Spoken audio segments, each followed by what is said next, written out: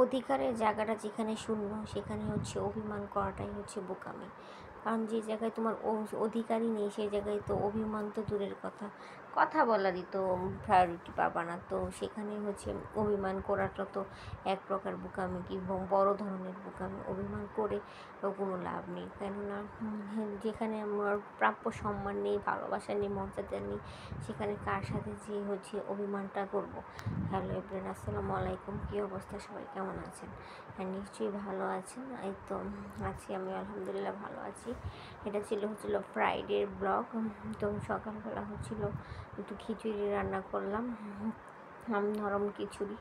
এই মুরগির মাংস দিয়ে খিচুড়িটা রান্না করব, সেই জন্য এখানে চাল, ডাল, ময় মশলা সকল কিছু একসাথে নিয়েছি।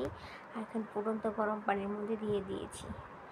দিয়ে এভাবে সকালবেলা খিচুড়িটা রান্না করে নিলাম। রান্না করে নিয়ে সকালে সবাইকে খাবারটা দিয়ে নিলাম। আর ফ্রাইডে মানে তো একটু ভালো কিছু খেতে হবে, সেজন্য এখানে 1 কেজির মতো গরুর মাংস চড়িয়ে দিলাম। গরুর মাংসটাকে সুন্দর করে কষিয়ে ভুনা করব।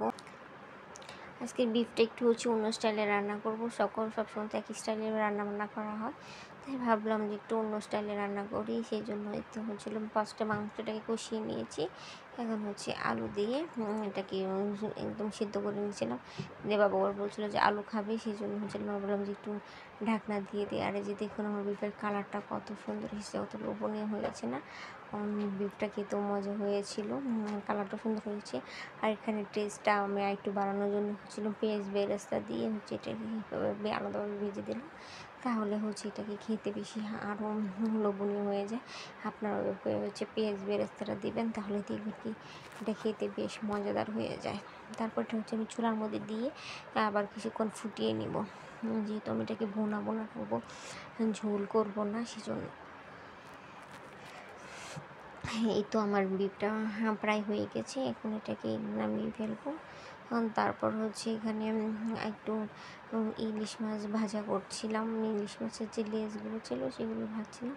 এগুলো ভর্তা বানাবো, সেই জন্য বেশি কিছু রান্নাবান্না করবো না আজকে শরীরও ভালো না, তো ভাবছিলাম যে অল্পর মধ্যে সেরে যাবো। সেই জন্য এখানে মাছগুলোকে ভালো করে ভেজে নিয়েছি। আর এখানে শুকনো মরিচ আর পেঁয়াজ তেলের মধ্যে টেলে নিয়েছি। টেলে নিয়ে মাছটাকে একটু বেছে নিয়েছি, বেছে নিয়ে এখন মাছটাকে ভর্তা বানিয়ে নিয়েছি। আর কালকে ডাল রান্না করা আছে, এই দিয়ে দুপুরের খাবার হয়ে যাবে, এখন আর কোনো প্যারা নেই। আর তখন আর রাতের বেলার জন্য শুধু আবার চিন্তা ভাবনা যে রাতে কী রান্না করবো। সেটা তো আমার মাছের লেজ ভর্তাটাও সুন্দরভাবে বানানো হয়ে গিয়েছে। এখন ভাতটাও বসিয়ে দিয়েছি। ভাতটা আর ডালটাও গরম হলে এতে আমার দুপুরে রান্নাবান্না একদম কমপ্লিট হয়ে যাবে। এই তো ছিল আমার আজকের ব্লগ। ভিডিওটা কেমন লাগলো অবশ্যই সবাই কমেন্ট করে জানাবেন। এবং আমার পেজে সবাই লাইক, কমেন্ট, শেয়ার করবেন, আমাকে সাপোর্ট করবেন। আর আপনাদের সাপোর্ট এবং সহযোগিতায় কিন্তু আমি অনেক দূর এগিয়ে যেতে পারবো। তারপরে তো সকাল খাবার দাবার টেবিলে দিয়ে দিলাম, এখন সবাই খাবে। আর আপনারা সেই পর্যন্ত অন্য ভিডিওর আশায় বসে থাকুন। আবার নেক্সট ভিডিওতে দেখা হচ্ছে। টাটা, আল্লাহ হাফেজ।